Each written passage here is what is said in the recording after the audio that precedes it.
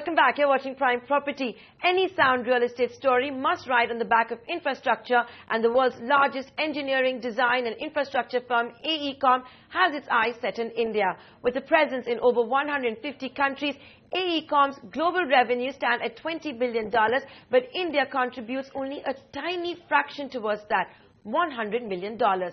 That's set to change. Earlier in the week, I interviewed the firm's chairman and chief executive, Michael S. Burke. For starters, the Indian headcount will be increased from 2,500 to 4,000. Here's a slice of that conversation.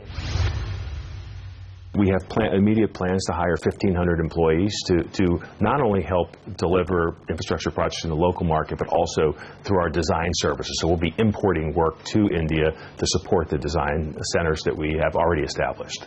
And whatever your growth plans are here, is it going to be organic growth? The reason I'm asking is we had the KPMG global chairman in India recently, and he said he was also considering inorganic growth. So is someone like AECOM also looking at that? We are always looking at acquisitions. Most of our growth here has been organic recently, but we did make acquisitions here. We acquired 2 companies here in recent years.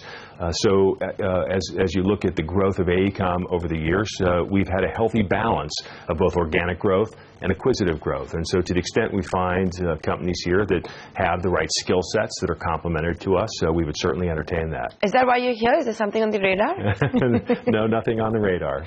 So nothing at the moment? Nothing at the moment. Okay, so now tell me, what are the projects that actually enthuse AECOM right now at the moment? What are you looking at to grow through in India? So it covers the broad spectrum. We are working on 6 of the major metro systems, the rail systems in 6 cities across the country. We're currently working on the Dholera project, the Smart City initiative, is a $7 billion infrastructure project that we are involved with. The Seabird project is a $3 billion project, a seaport for the Navy that we are currently involved with. So it's a wide range of projects, from transportation sector to urban planning, smart cities, and as well as water projects. So let's take them all one by one. Sure. Let's begin with smart cities. So you are associated with Dholera. What exactly are you doing with that?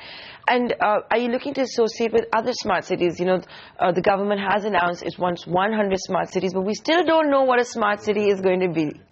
So that's a great question.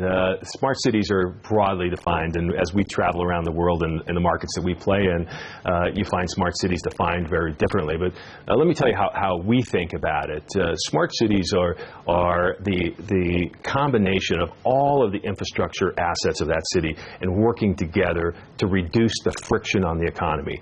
Every major city in the world has some friction, and it's that friction that doesn't allow freight to move freely across the city, doesn't allow employees to move freely across the city, doesn't allow water to be accessed by both the private sector and the public sector.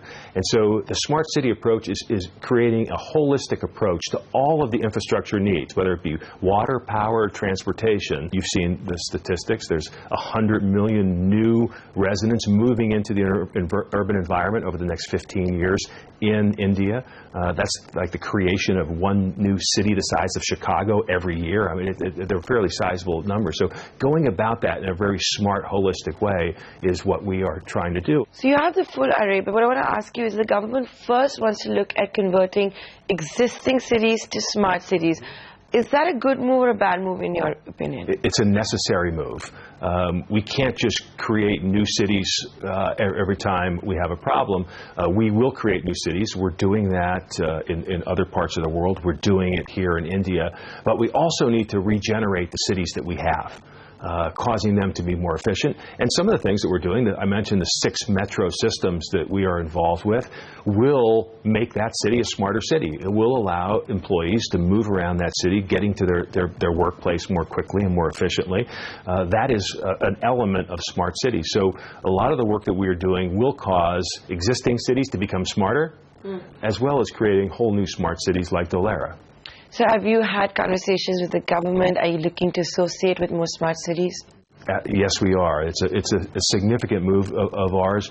We have a lot of talent in the country here, as well as talent from outside that we're bringing to bear on those smart cities. It is a significant initiative of the Indian government, and it's a significant initiative of ours. Now let's talk about the water systems that you were talking about.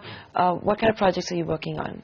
So we are undertaking the master plan for the city of Delhi for their entire water treatment system. It's something that we've been working on for quite some time, which is called the 2030 master plan. That's a start of a master plan, and then from that will be a whole host of individual projects that will be developed over the course of the years, and we expect to participate in those. We are also approaching the government on a Clean Ganges project. That is something that the government has been... And the Prime Minister is very keen on it. Very keen on it. It's something that's important to the long-term viability of the river, and that's something that AECOM has a great deal of expertise in, and we expect to bring that to What kind of expertise do you have on that?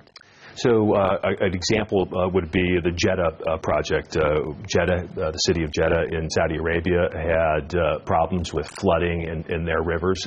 We've undertaken a program for the past few years to not only protect the city from flooding, but ensure that the water is treated correctly, and make sure that it is conducive to the environment and meets the needs of the people in that country. So it's starting with master planning, and then individual implementation. This might be very different. This might actually be the cleanup of the river. Mm-hmm.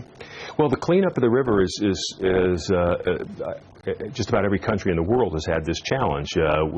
We had it in the United States where our rivers were quite polluted in the early part of the Industrial Revolution, and over time we've participated in the cleanup of many of those rivers in the United States and other developing countries. So cleaning up the river Ganges is something very close to the Prime Minister's heart as well.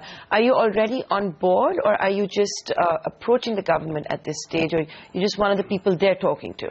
That we're just approaching them at this point in time. In fact, I've had meetings with the government while I've been here the past 2 days on this topic. So we are approaching them with our ideas and how we can be helpful with that project.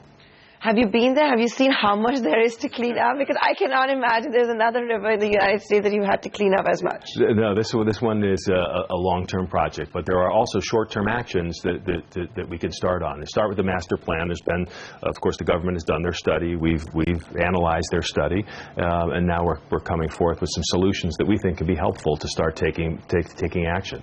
What about ports? You also mentioned ports. So we've been involved in 10 major seaports around India. One of the most recent ones is the Seabird project, and that is something. It's a $3 billion port project for the government of India. Ports are very, very important. You've heard the press around the possible renovation and expansion of the Mumbai port. We have incredible expertise. AECOM has been involved in major port projects around the world, as well as 10 ports here in India. So that's something that's a great opportunity for us, and something that is at the top of the list of government initiatives right now. That's AECOM and its plans to India. We have to slip into a short break. When we return, we'll tell you more about realty portal India Properties' newest sale offering. Get home now. Stay tuned.